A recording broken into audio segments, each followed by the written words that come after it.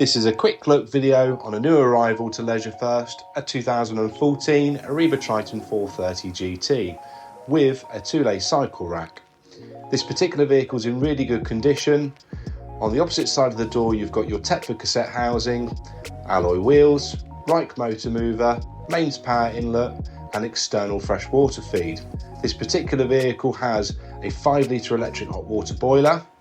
It's got a roof mounted TV aerial system that's wired into the vehicle, giving you a direct aerial feed. On the door side you've got an external stowage hatch, once again motor mover and alloy wheels, external table rail, retractable entrance step.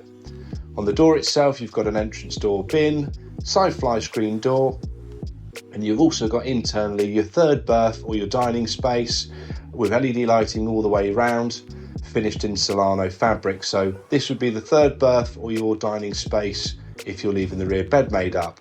Tetford cassette toilet with pull-out shower head, stainless steel sink, 2-burner hob and 3-way fridge. Just in the wardrobe here you have a solar panel controller just to the right hand side. You've also got your gas convector heater just below it. Rear dinette converts into a transverse sleeping double bed, once again finished in Solano with LED lighting all the way round and a little TV bracket.